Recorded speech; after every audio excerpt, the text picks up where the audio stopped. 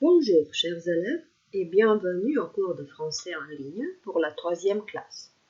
Je m'appelle Vesna Poljak et notre thème aujourd'hui c'est le multiculturalisme.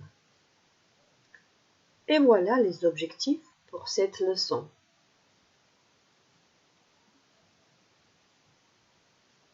Pour cette leçon, vous avez besoin d'un cahier ou d'une feuille de papier, d'un crayon ou d'un stylo. Préparez aussi votre ordinateur ou votre portable avec une connexion à Internet. Il est possible d'arrêter et de redémarrer cette leçon à tout moment. Alors, êtes-vous prêts? C'est parti! Tout d'abord, on va expliquer ce que c'est le multiculturalisme. Réfléchissez un peu, qu'est-ce que c'est? On peut dire que le multiculturalisme est la coexistence de plusieurs cultures dans une société qui sont différentes. Et le multiculturalisme se manifeste dans les comportements, dans les coutumes, dans les valeurs culturelles et bien sûr dans les modèles de communication. Dans le monde global, il est très utile et très important d'apprendre la culture d'autres personnes et comme ça, les sociétés peuvent mieux fonctionner parce qu'on évite les malentendus possibles et on augmente la compréhension entre les cultures. Et nous, ici, nous allons commencer par la communication non verbale, c'est-à-dire des gestes. Connaissez-vous la signification des gestes suivants? En effet, ces gestes peuvent avoir de différentes significations selon les pays ou les régions. Pour vous aider un peu, je vais vous montrer ce tableau. Dans ce tableau, vous avez les descriptions des gestes qu'on a vus précédemment. Et vous pouvez maintenant arrêter cette vidéo et trouver les gestes pour les significations suivantes. Vous pouvez même copier ce tableau dans vos cahiers. Et vérifions ces gestes ensemble. Alors, le premier geste, le petit doigt levé, à Bali, c'est le contraire de c'est bon. Au Japon, il symbolise la femme, tandis qu'en Amérique du Sud, il signifie mince. Ensuite, deuxième geste, qui est connu dans la musique de heavy metal, dans les pays baltes, est utilisé pour dire que la personne est cocu, c'est-à-dire trompée. Par exemple, Anne-Marie trompée par sa femme ou la femme trompée par son mari. Et en Argentine, il symbolise la protection contre le mauvais œil. Le mauvais œil, c'est quelque chose de mal. Alors, troisième geste que vous connaissez qui est très très répandu. Donc, dans de nombreux pays, c'est un signe d'approbation. Mais ne montrez pas ça en Grèce ou en Iran parce que c'est une grande insulte. Et au Japon, ce geste représente le chiffre 5 et en Indonésie, le chiffre 6. Et le dernier geste, donc aux États-Unis, ça signifie tout va bien.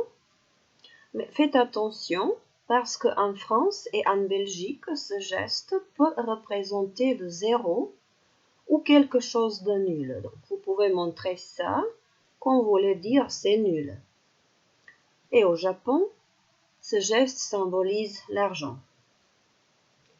Et nous allons continuer encore un peu avec la communication non verbale. Ici, vous avez 5 photos qui représentent 5 gestes et 5 expressions. Essayez d'associer les expressions aux photos. Vous pouvez vous aider du vocabulaire, des mots que vous connaissez déjà, des parties du corps et aussi des actions, des verbes. Et voyons ensemble. Alors, première expression, croiser les doigts. Comme vous connaissez les doigts, c'est la photo ici. Deuxième, ça me rase. Bon, c'est comme le verbe se raser. Ensuite, nous avons la tête.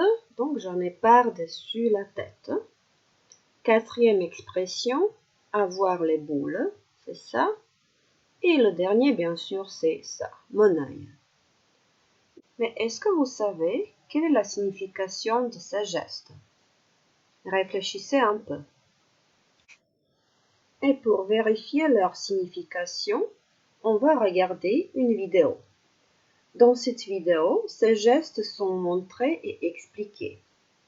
Tout d'abord, copiez les expressions dans vos cahiers. Mon œil, la ferme, avoir les boules, j'en ai marre, ça me rase, je me casse, être pété.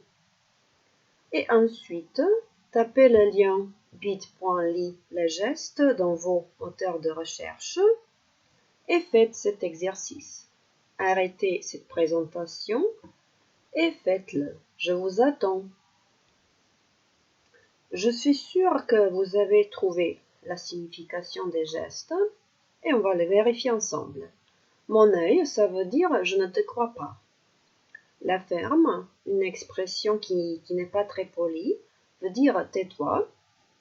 Avoir les boules, être dégoûté ou écœuré. J'en ai marre, j'en ai par-dessus la tête.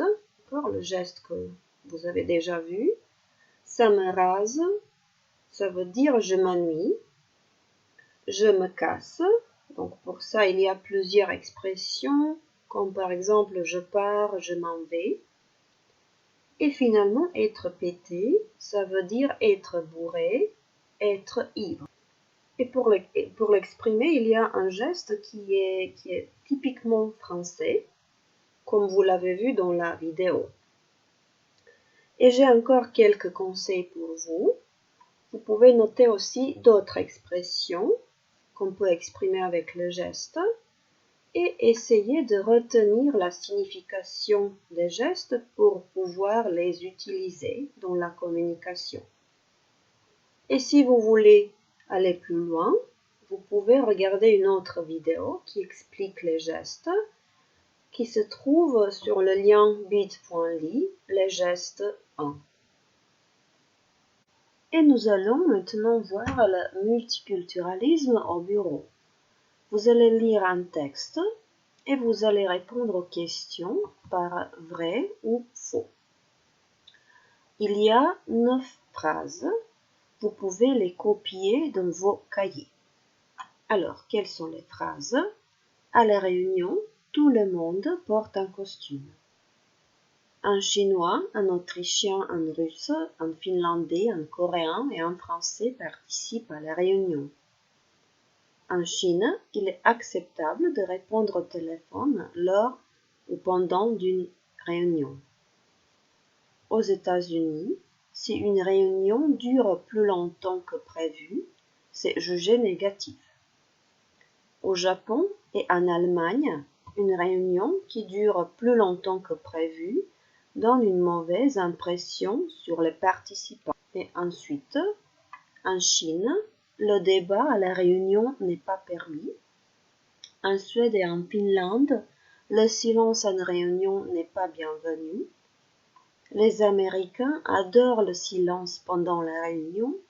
Et le dernier, avant la réunion, avec les étrangers, ils vont mieux connaître leurs coutumes. Bon, maintenant vous allez arrêter cette vidéo et vous allez taper dans vos moteurs de recherche bit.ly les gestes de et vous allez faire cet exercice. Je vous attends.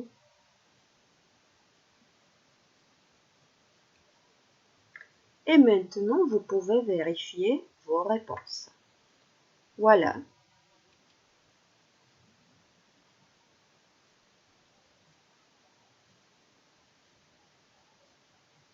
Et deuxième partie. Ça va comme ça. Vous avez bien répondu? Félicitations. Alors, nous allons rester un peu sur le thème de multiculturalisme au bureau, mais on va préciser un peu sur les relations franco-allemandes. Vous allez regarder une vidéo, mais juste le début, jusqu'à 40 secondes, et répondez aux questions suivantes. Où se trouve Pierre-Olivier? Comment s'appellent les colocuteurs de Pierre-Olivier? Qui sont-ils? Est-ce que ce sont les recruteurs, les journalistes ou les candidats pour le travail? Maintenant, arrêtez cette vidéo et tapez le lien bit.ly, les gestes 3, dans le moteur de recherche et faites cet exercice. Je vous attends. Et vérifions les réponses ensemble. Où se trouve Pierre-Olivier? Alors, il se trouve à Cologne, en Allemagne. D'accord? Donc, Cologne, c'est une ville en Allemagne qu'on appelle Köln. Qui sont les colocuteurs de Pierre-Olivier? Ce sont Jérôme et Constance. Et qui sont-ils? Bien sûr, ils sont les recruteurs. Et vous allez regarder encore une fois la vidéo et vous allez voir pourquoi il est important de travailler ou de développer la compétence interculturelle. Pour vérifier la compréhension de cette vidéo, vous allez faire l'exercice qui se trouve sur le lien bit.ly, les gestes 4. Maintenant, arrêtez cette vidéo et faites l'exercice.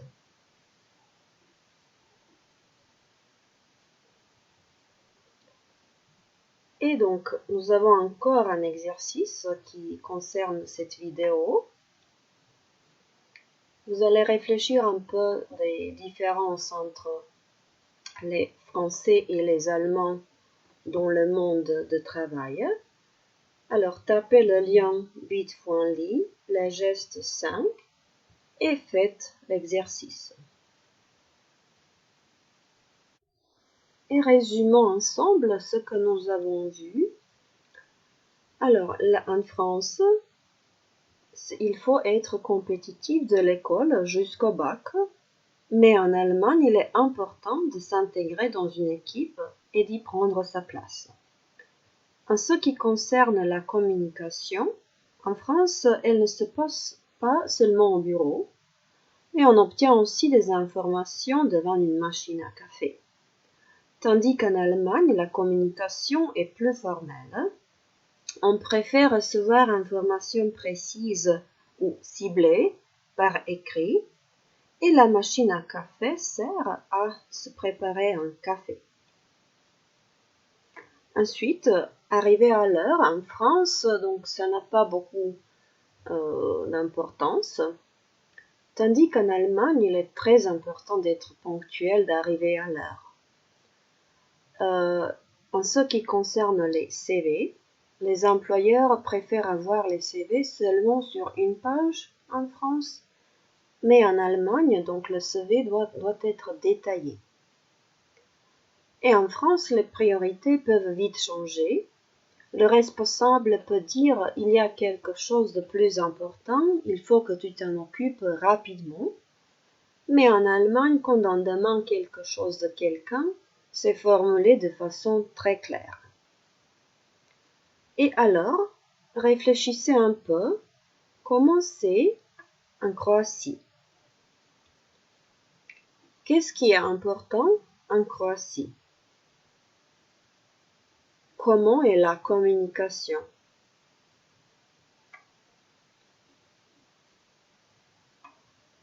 Arriver à l'heure, est-ce que c'est important en Croatie?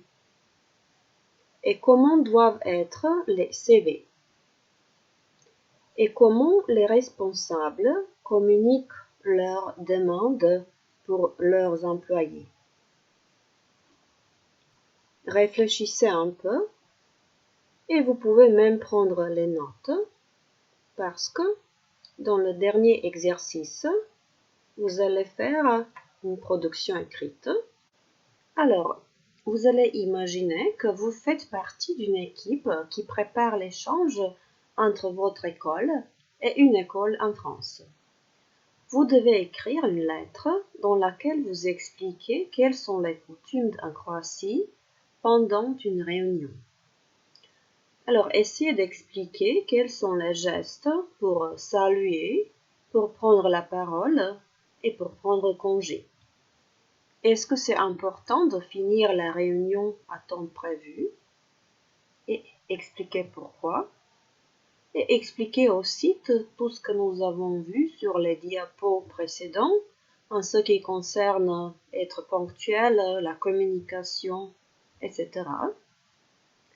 Écrivez un texte de 80 à 100 mots et envoyez ce texte à votre prof de français. Et donc tout ce qui nous reste, c'est l'auto-évaluation. Donc ce qui m'intéresse, c'est quel est le meilleur geste pour vous. Mais essayez de trouver aussi dans cette leçon l'information la plus intéressante, l'information qui vous fait réfléchir et l'information qui n'est pas nouvelle pour vous. Et c'est tout pour aujourd'hui. Merci beaucoup de votre attention et bonne continuation.